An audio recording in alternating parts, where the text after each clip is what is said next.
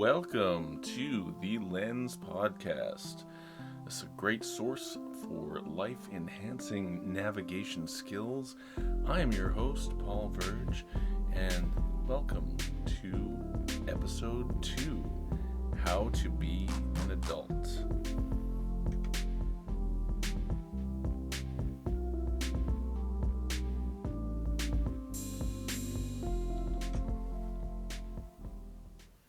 Greetings and welcome to the Lens Podcast. I am Paul Verge and I'll be your host today. We are devoted to exploring the world of life-enhancing navigation skills, which means we're going to talk about ideas, we're going to talk about events, we're going to talk about people, and everything in between, all the things that help shape our world. So we really appreciate you spending some time with us today. Today we're going to look at another book. And what we have going on is a wonderful book, one that I'm both familiar with and constantly rereading to, just get back to the basics of self-management. And that is a book called How to Be an Adult. It's written by David Richo. I'm going to say David Richo. He is a PhD in whole bunch of stuff. We're going to talk about his life and the books that he's written.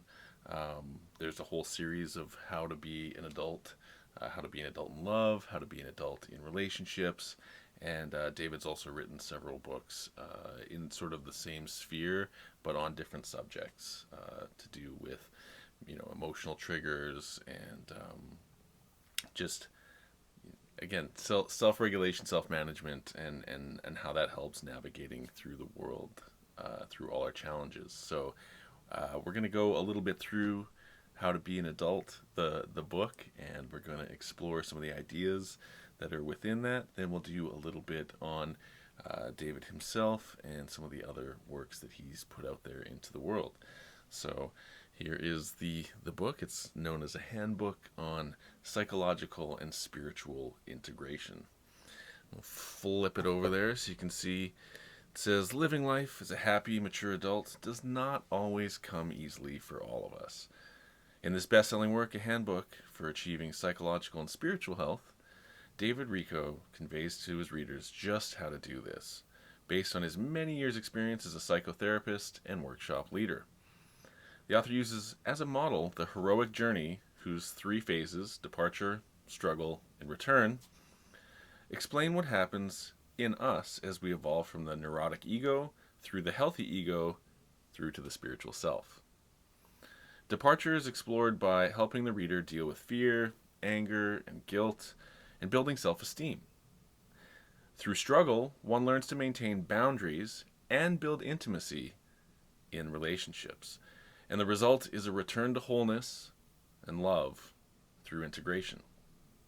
So this thoughtful, approachable work is filled with checklists, diagrams, and literary quotations for meditation, making it a book to read and digest a little at a time for best results. How to Be an Adult will guide readers on their positive journey from fear through power and on to love. So yeah, he's from San Francisco. I've followed a little bit of his work. I'm not like an in-depth fan. I just really like this book in particular because I found it not only helped myself, especially in certain areas of grounding myself, and but it also helped others that I've provided the book to or given the book as a gift. So let us take a look at a few pages from How to Be an Adult. Okay, we'll go to the wide cam here. And I think one of the coolest things is as soon as you open it up, you've got a whole kind of pitch for what it's all about.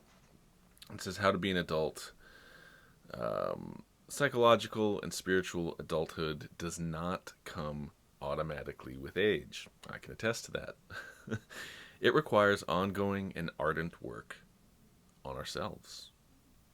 It involves articulating our own truth and acting in accord with its challenges. we can talk about the idea of our truth versus the truth, but this book can help you understand the origin of a reaction that disturbs you. Ask where it comes from. If from your shadow side, then you learn the art of befriending your shadow. If it's from your ego, then you learn to let go of control. If it's from your childhood, then you learn to grieve and move on. These are common themes in psychotherapy, psychology. This book can help you deal with fear. Admit that you feel fear. Allow you to feel it fully. And act as if you were fearless. This book can help you deal with issues in relationships. It can help you face issues and work on them together and make agreements to improve your human ties. And this book can help you understand spiritual shifts in yourself. So it can help you acknowledge gifts resulting from the steps that you've taken. All in all, that helps add up to quite a functional human being, I would say, an adult. We're all striving to be grown-ups, to make grown-up decisions, to be more responsive and exercise our response ability instead of just being reactive.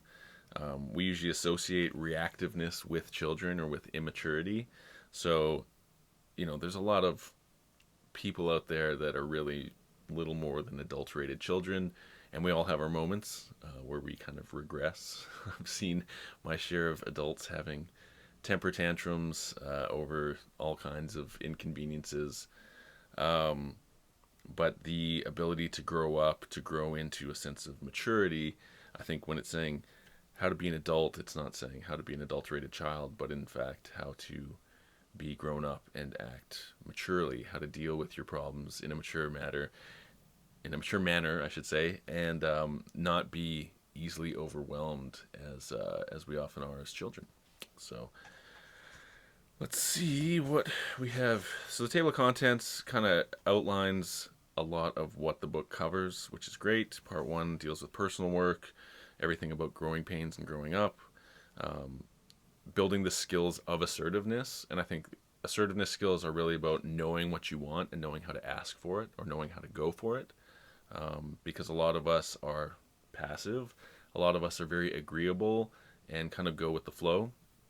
And that if we're not communicating what we actually want, if we're not even spending the time trying to figure out what we want, then that can build resentment and all kinds of things. So being assertive is actually just the art of identifying what you want and then knowing how to ask for it or go for it. Fear, of course, that's I would say the 3 main challenges, right? Fear, anger, and guilt. I think a lot of people spend a lot of their emotional time inside fear or inside anger or inside guilt. Those are the 3 prongs, because fear comes as a result of all the unknowns and uncertainty in our life. Anger comes as a result of the frustration in feeling an inability to have power over those situations, or we might be repeating the same situation over and over. But again, I think the source of anger is frustration. Resentment as well can build into anger. And then guilt is, we've all made mistakes. We've all done things that we aren't proud of or that we regret. And if we are unable to either learn a lesson from those things or to let go and move on, then guilt is kind of like a ghost that can haunt us, trying to push us to learn the lesson that is contained within whatever is causing the guilt. Then you've got your values and self-esteem. I think they kind of are tied to one another. Self-esteem is overlapped with our self-worth, which I think self-esteem is like our actual self-worth. And self-worth is more like how we project out, how we want the world to see, how we see ourselves. So self-esteem being our true perception of ourselves. And how it ties into values is like what makes up who you are, right? The principles are like the ideas you care about, but the values are what aspects of your identity actually make up you, right? Is it your wealth status? Is it your ethnic heritage? Is it your something as simple as your gender orientation. Some people identify themselves as the car they own. I'm a Lamborghini owner. A lot of people identify themselves as their job. I'm an architect. I'm an engineer. And yeah, the values are going to kind of define the parameters for what your self-esteem is built on. So if you care more about wealth and you're not wealthy, then your self-esteem might be low because you value wealth and you're not meeting that. If your values are compassion and you find yourself being mean, then you might have low self-esteem because you're not expressing that value of compassion, and so on. So that's really, even though it looks to be a short area of the book, it still would be quite important. And then there's some reflections and the declarations of a healthy adulthood. Let's flip to page 51 so we can give you a better idea of just what that means. So it's kind of like a mantra for yourself. It's an agreement that you could make with yourself. Summary reflections on part 1. Declarations of a healthy adulthood. And there's a quote from Teilhard de Chardin, and I'll read that real quick. Will it not call for the whole duration of centuries, before our sight is attuned to the light? I am prepared to press on to the end, along a path on which each step makes me more certain toward horizons that are ever more shrouded in mist. So what he's essentially saying is, as you allow more of the light in, more of the self-esteem, let's say, more of the confidence, as you become more confident in yourself, then when you're faced with uncertainty, when you're shrouded in mist, you'll still be confident that you're going to find your way through. And so the unknown no longer, it can still challenge you, but it won't overwhelm you. You'll rise to the occasion. So part of that is this kind of mantra, which is, I accept full responsibility for the shape my life has taken. Doesn't mean it's your fault. If you were raised in a bad environment, if your parents didn't give you the attention that you wanted or deserved, it's not your fault, but you still have to deal with the response or the fallout from that. So it's still your responsibility. You still have to, you're you. You have to take some kind of action in response. So when you accept full responsibility for the shape your life has taken, it's really saying, I'm the only one who can move it in any direction. I'm the only one who's allowed it to come to where I'm at right now. And you're separating responsibility from fault or blame, which is more of a game that is tied into fear, anger, and guilt.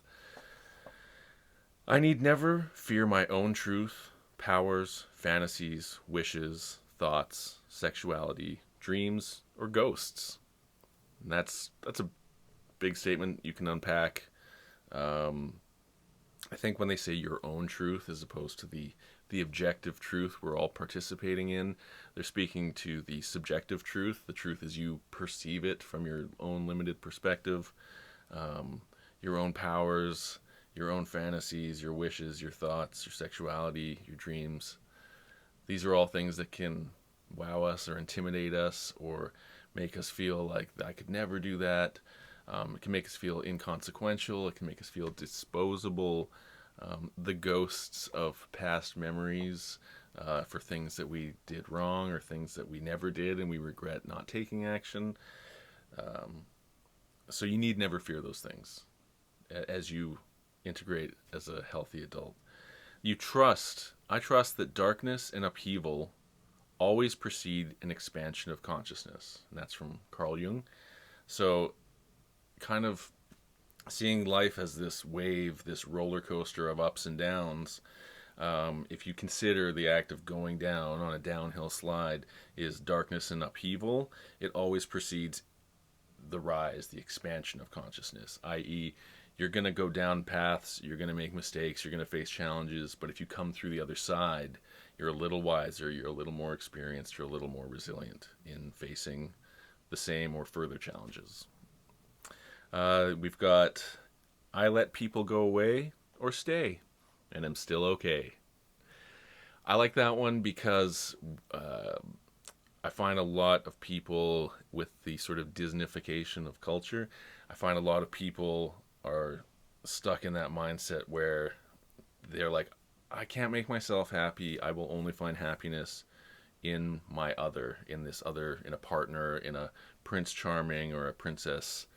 And that's kind of an idea we've been sold. I don't think 100% of your happiness is supposed to necessarily come from yourself, but the biggest chunk, you want to be self-sufficient in happiness so that you have something to share with someone else and that person can reciprocate and you attain like a new plateau of happiness, as opposed to going into a relationship with no happiness, expecting your partner to be the sole source of happiness and then suckling upon them like an energy vampire to steal their happiness and glom it into your own life. That's unfortunately not a sustainable way to have a relationship. You have to be self-generating some kind of happiness or some kind of positivity that you can then share. It's like the cup, right? The cup of love is either full or empty or half full or raising or lowering, but you want to have something in the cup from yourself that you can contribute because,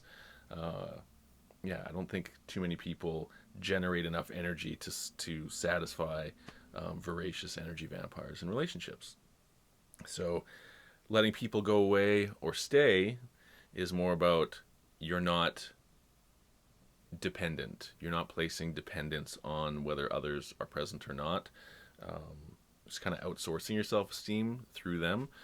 Instead, you are self-sufficient to the extent that some people are going to come into your life and they'll be there for a long time, and some people are going to come into your life and be there for a short time, and some people will be there for a flash, and others will be there for the entire time. It reminds me of the old phrase, friendship can be a reason, a season, or a lifetime. A reason might be that short stint. They might show up, do something important, teach you some kind of lesson, and then they dip out. They can also be there for a season, which is a period of time, which they might in some way serve the relationship, or you might serve them, or you might learn from each other. And then a lifetime is really those rare, deep connections that aren't conditional. They just continue on. So if you're able to let people go, or if they stay around, you're also cool with that, then you're okay. It just means you're independent in terms of your self-esteem. You can be interdependent, but you're trying to avoid codependency in this regard. The next one says, I accept that I may never feel I am receiving or have received all the attention I seek. And I think that's speaking to the idea of the ego craving validation and attention. Again, when you go back to self-esteem and the values that you espouse and what you truly hold inside is what means a lot to you. Some of us are completely independent of validation. We get it all from ourselves. We don't care what anyone else thinks, and that could be the ego saying, I'm right all the time. What anyone else says doesn't matter. That can borderline, that confidence can turn into arrogance. But if it's genuine, then that person can probably achieve a lot and not let anyone get in their way because they just don't care about the opinions of others, which can hold you back. So if that's a positive and they're trying to create something that's great, gives them the determination to follow it through.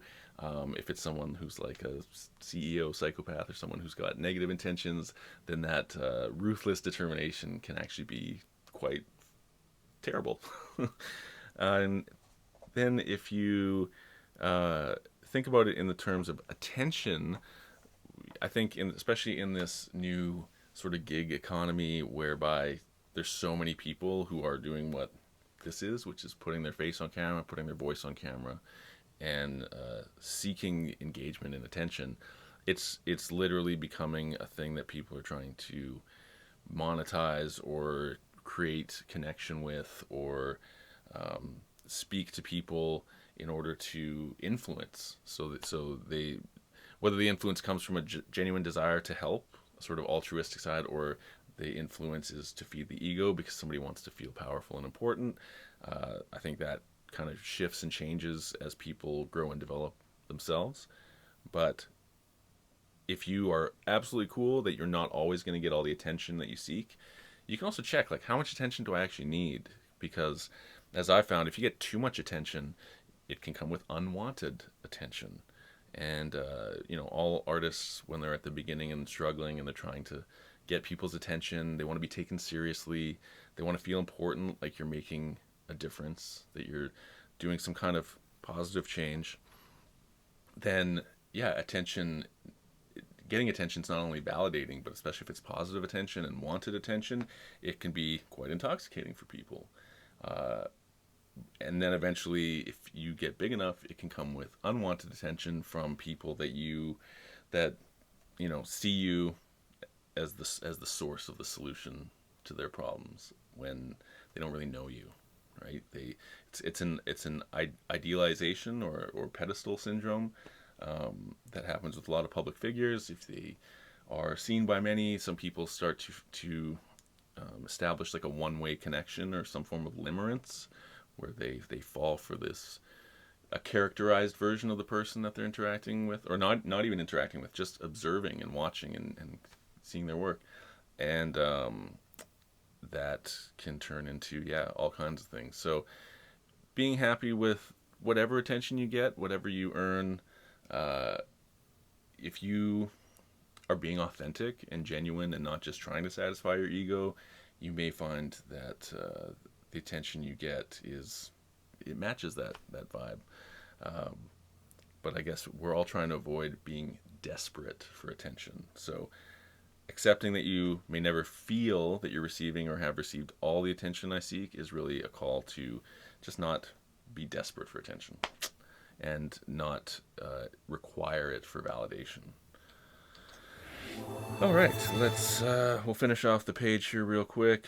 I acknowledge that reality is not obligated to me. It remains unaffected by my wishes or rights. And, a lot of us believe in the law of attraction, or that, if I think about it, I get it. They don't necessarily take into consideration the rational physical boundaries and limitations of the world. But hey, you gotta wish for the stars, right?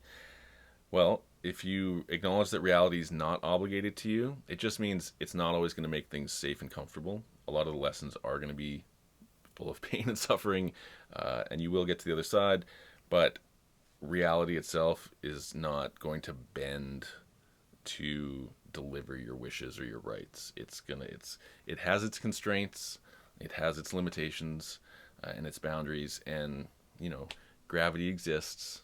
Whether you want to acknowledge 9.8 meters per second squared or not, it is a force that exists, and there are many forces that appear to, some are measurable, some are less measurable, but they exist. And the power of your mind, as powerful as it is, can't just like bend the laws of reality. Unless we're in the Matrix, then color me wrong. You're the one. Finally, we've got one by one, I drop every expectation of people and things. I think just a quick blurb on that. If you drop your expectations, you are dropping your ability to be radically disappointed constantly, because people make assumptions and expectations all the time, and as a collective species, we're really good at not communicating our expectations and assumptions, and then putting them onto other people, and then being disappointed in people who haven't met the expectation or assumption that we haven't yet communicated. So if you can drop your expectations of people and things, you will just be a lot less disappointed, and as a byproduct, a lot happier. All right, so we're just going to have a quick intermission thanks to my intermission alarm, and we will be right back to finish these last 2 points from this page. Thank you so much for sticking around and enjoying the Lens podcast, and we'll see you in a second.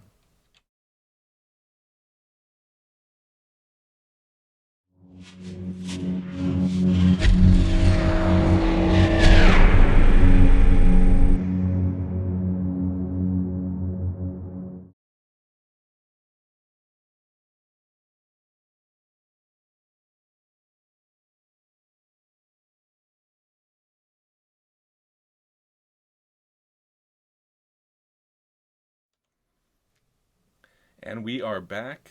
Thank you so much for our brief little intermission.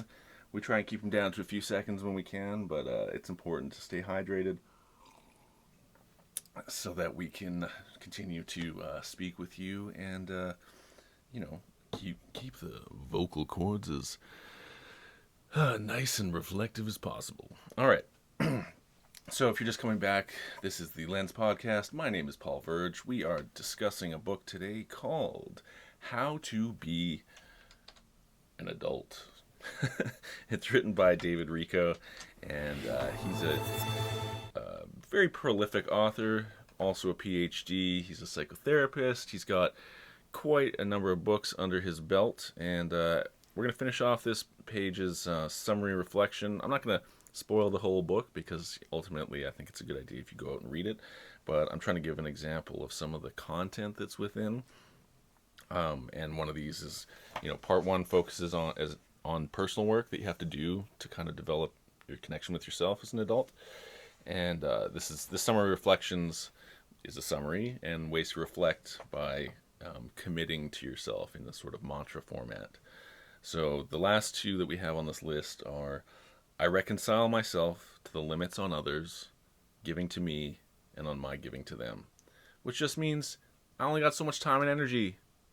You need to be worth it to me. Because if you're not, I'm going to have a lot of resentment and I'm not going to want to give to you. And I shouldn't expect you to give to me if I'm not worth your time and energy. So it's a reciprocal thing. We have to, if it's not love, if it's not utility, there has to be reason behind wanting to give and take. Otherwise, it is predation and energy vampirism. In its rawest form. Finally, until I see another's behavior with compassion, I have not understood it. That's a huge one. Just reading that one is like why I wanted to focus on this book today. So I'm just going to zoom in on that last one right there. Until I see another's behavior with compassion, I have not understood it. What he's saying essentially is that we look to disqualify and judge each other's behaviors all the time, especially in characterizing each other. That's evil. You're bad. This is, this person's a garbage person. These are all dehumanizing positions, but they're about an othering so that we can feel. We're going to get into this in another episode when we talk about spiral dynamics and tribal consciousness, but when you see another's behavior, especially behavior you don't like or you don't understand, then it's very easy to just be disposable to that. Treat that person disposably, treat their viewpoint disposably, be done with it.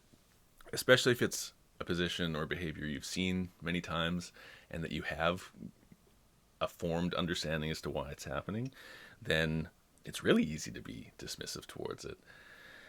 The only problem is you don't always know the backstory for these characterizations. When we turn people into villainous cartoon characters, then we stop thinking about their character development.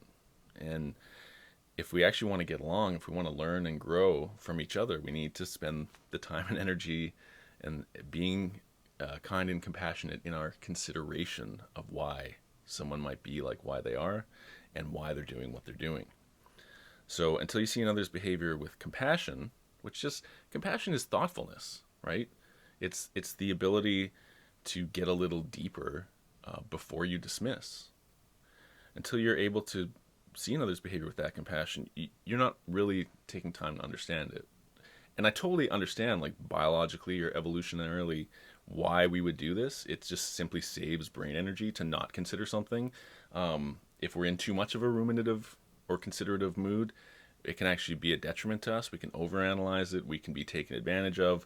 If we're too compassionate towards people who don't deserve it, like predators or psychopaths, they will actually capitalize on that compassion because they lack it themselves and see it as a evolutionary weakness on our part. So compassion serves a role. It's not the end all be all, but it is. If there's someone you care about, or someone whose position just baffles you, their behavior just is like crazy to you, and you have the urge to dismiss it, and it's not because you've dealt with it 1,000 times, try practicing a little compassion. Try putting yourself in the shoes of those you consider your enemy or those you disagree with, and just try and seek to understand why they are the way they are. And a lot of times it's just asking questions, asking relevant questions, pertinent questions, deconstructive questions that kind of help elucidate where someone's coming from. All right, so that is a little bit of an intro to how to be an adult. And we're going to take a second here. We'll do a little, we haven't done this yet, but a little reaction portion. I've got a short, under 4-minute clip of David Richo being interviewed by a journalist named Scott London. And this is from a DVD they did called Becoming an Adult in Relationships. But it gives you an opportunity to see David in action, hear his voice, and get an idea of what he is all about. So give me a second here and I will pull this up for you. All right. Suggesting about trust is that there's somehow the relationship hinges on what the other person is doing.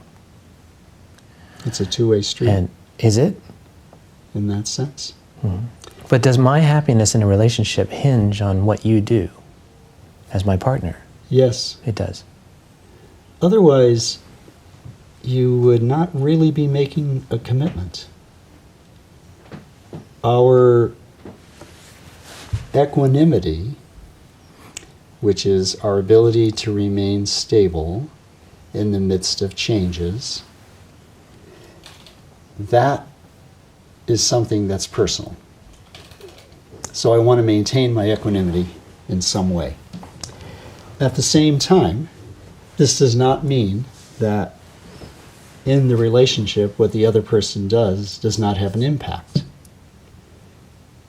So the struggle is to maintain your personal equanimity so that what you do does not throw me off course and destabilize me so that I fall apart.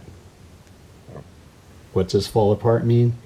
That I can no longer do my day's work. I am obsessed with what's going on. I have become disabled in being an adult in the world, and I might even turn to some type of addictive substance. That's being destabilized. Do you see a lot of that in your therapy? Oh, yes. That happens practice? a lot.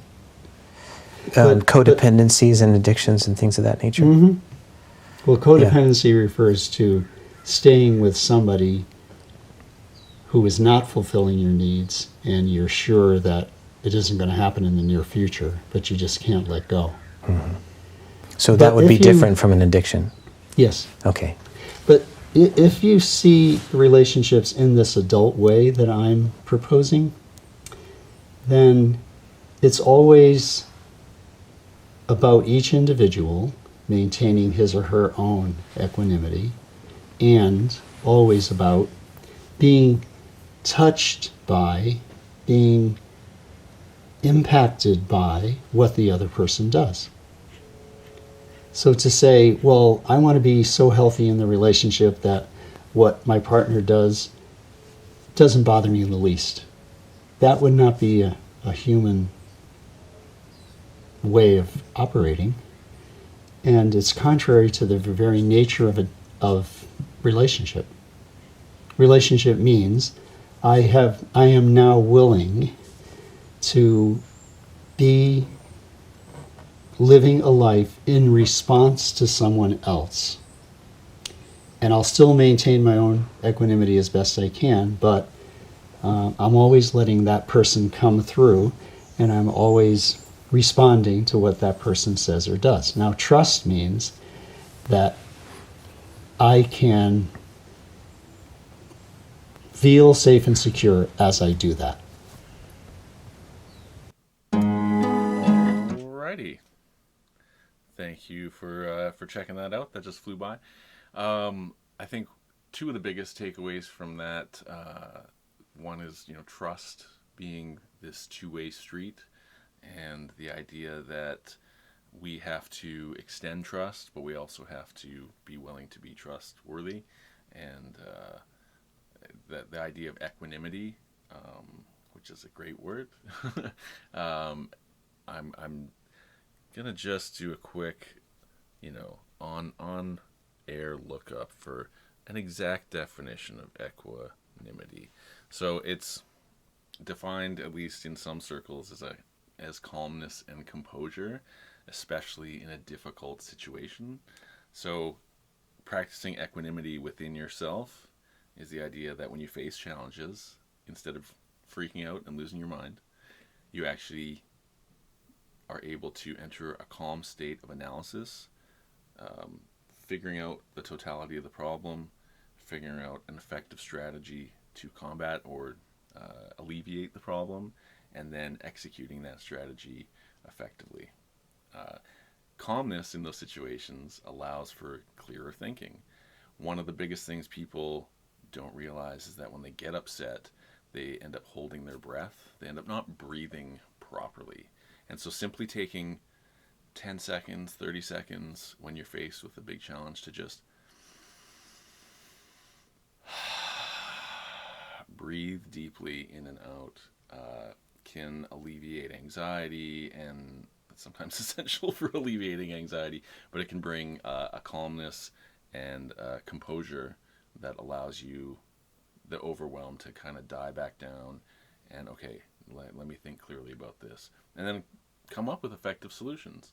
A quicker way of saying this would be not going into panic mode. So equanimity is like the opposite of panic mode. It's chill mode, So if both partners are practicing equanimity, if you know that they're both coming to the table with good faith arguments, they're not... A lot of people use their panic mode as a bulldozer to wheel over other people and get their own way. And it's sort of like a bullying tactic. Not always consciously either. A lot of people will use these strategies which have a bullying aspect and they just become effective as for getting their own way, for achieving their ends, that they just adopt it as a natural stance, and they don't realize how that can affect other people. And because people don't always speak their mind, especially when they have a negative interaction with you, they will hold that in and they will just consider it for the future. And that's how you see friendships and relationships gradually erode, is through interactions that aren't self-aware. And trust, as David said, trust is a two-way street. So if the road of trust, which is two ways, starts to erode and get potholes and has all these issues, then they aren't roads that people will be willing to travel on towards each other. And then the other takeaway from that clip was the idea of, is it up to your partner to make you happy, or is it possible to be happy without your partner, or does happiness come from having a partner, or does it come from your partner?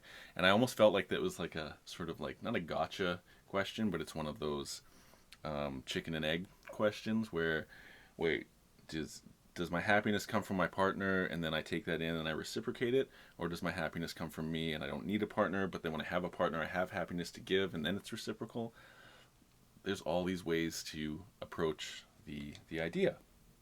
And so looking at the idea where you're two people able to engage in a relationship, have that mutual trust, have that mutual respect, but the happiness aspect isn't codependent, but it's actually interdependent.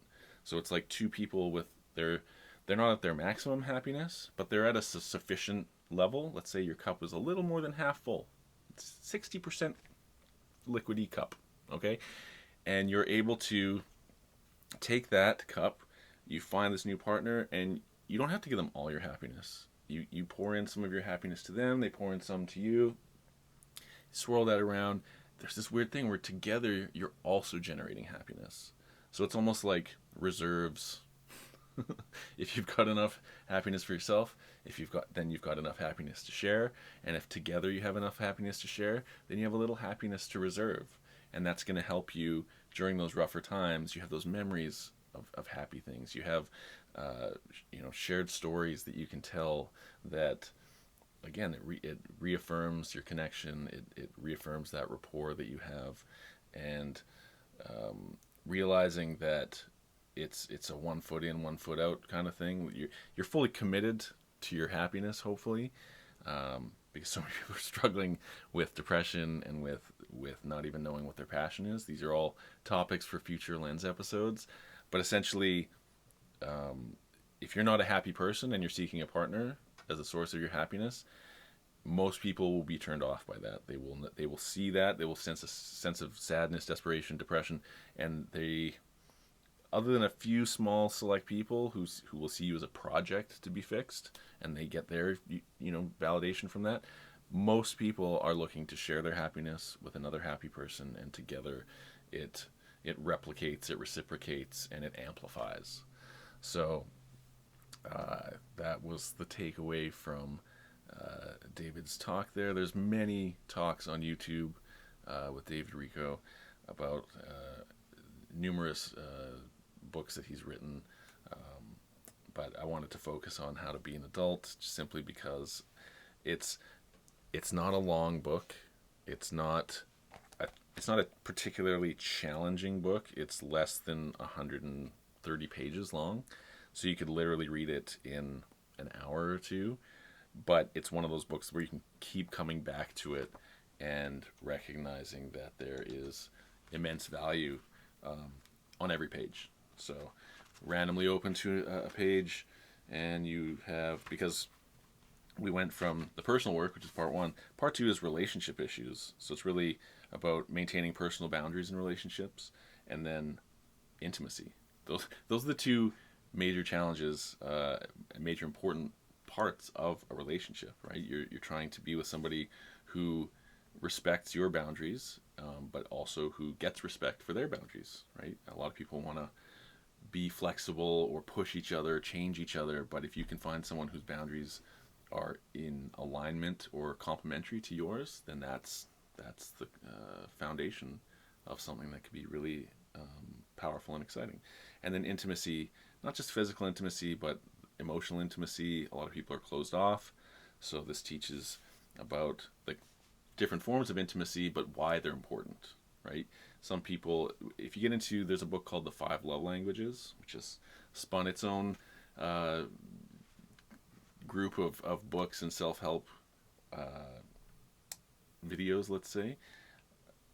We can do another video on the 5 love languages sometime, but in intimacy, these 5 love languages, I believe they are physical touch, words of affirmation, quality time, gifts, and the other one that I just can't remember: words, gifts, physical intimacy, time spent, and acts of service, I think it is.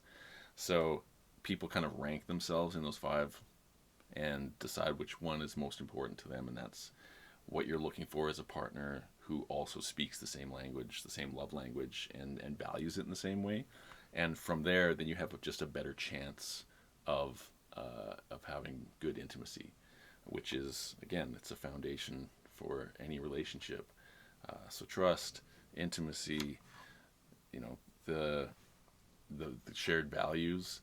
And I think it's really important, especially when you're an adult looking for a relationship, that you have to kind of come to terms with the fact that especially if you're dating, you're going to meet a lot of attractive people that you find attractive, but you're not going to be compatible with all of them. You have to kind of separate in your mind the ideas of attractiveness, which are a lot of times aesthetic qualities. Oh, they're good looking, or they have, they're well put together, or they're in shape, or they're hilarious.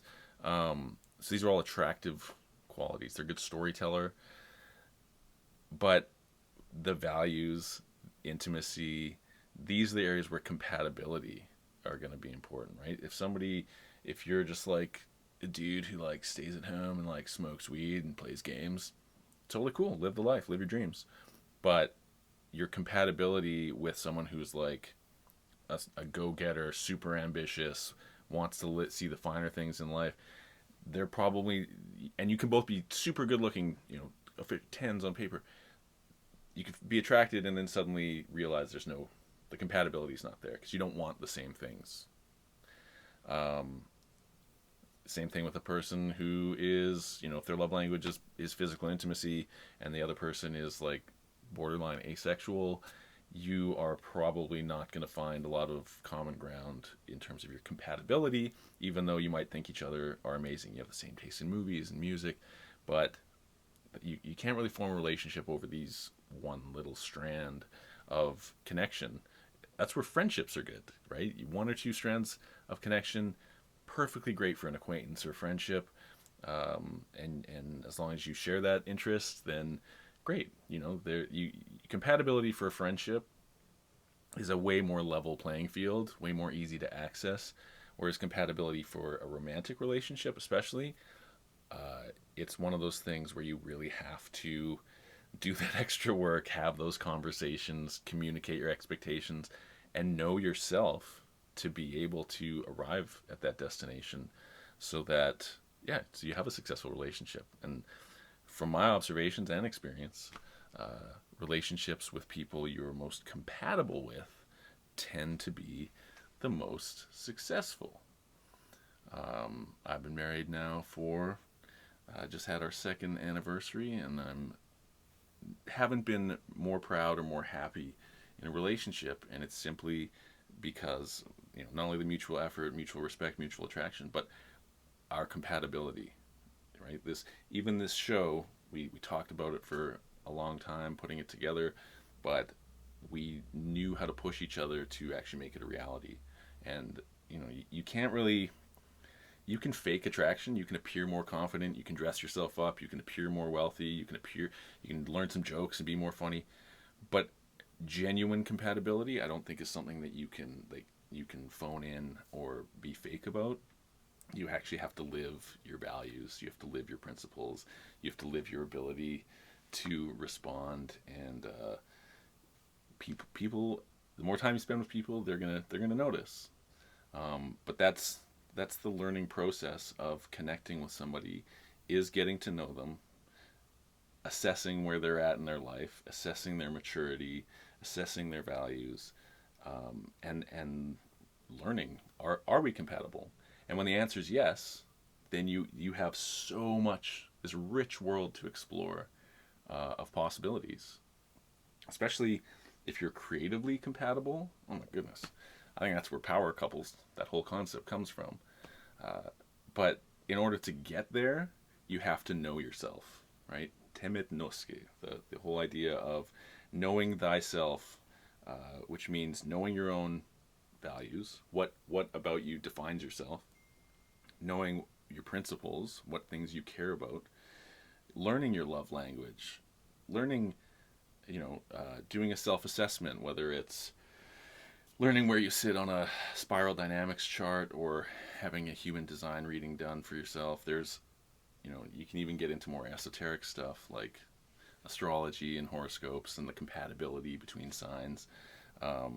There is no shortage of avenues to explore your compatibility. But I think instead of putting the cart before the horse, you have to ask yourself, do I know myself? Am I happy and satisfied with who I am? Is there things I could improve that won't take as much effort rather than radical life-changing changes? Because you don't want to try and jump into a relationship, a serious relationship, before you've discovered yourself. Otherwise, you kind of open yourself to the possibility of discovering yourself through the relationship, which isn't bad. It's just not as genuinely you, until you are at a place where you enjoy yourself, or if you're comfortable by yourself, if you're comfortable with everything that you do and what you want, and you have surety around that, then yes, get on that horse and search for a relationship if you think that'll bring you additional fulfillment, because you're ready to put yourself out there, you're ready to be your genuine self. And part of being an adult is the composure and calmness, the equanimity to deal with rejection, to deal with the fact that you might be super into someone and they just aren't compatible, or they're just not attracted, which is a huge blow to the ego. You might get unwanted attention. You might find you're more attractive than you realized, and you have more attention than you wanted, but it's from people that you're not really into or not compatible with. So kind of dealing with that with a sense of equanimity, the gentle letdown, and every challenge in between that. So you will be very well served by checking out the work of David Richo. How to Be an Adult is his book. You can go to, I think we might have the, let's see here. Let's check out if we can see what's the cost of this book on the Amazons, right? There we go. So you can get How to Be an Adult for under $8 on Kindle, if you're cool with that. You can get the paperback for $15 from Amazon. Of course, I always say support your local book conglomerate, but mom and pop shops are always the best, just because they're local, and then you've got your chains, which I guess is the next step up, and then Amazon, which they're moving books, even if the authors aren't getting the most value for it, but it's out there. Highly suggest you check it out, and I don't think you'll be disappointed. It's certainly a book that works for all generations of people, because we're all at different stages in our maturity. It's not a one-size-fits-all kind of idea, the idea of being a grown-up. It's that parts of ourselves grow up. I feel like I have an inner child. I don't want to let that die. That inner child is the source of my curiosity, the source of my enthusiasm, my earnestness, some of my ignorance and naivety, but it's why I still see the world with a sense of hope and wonder.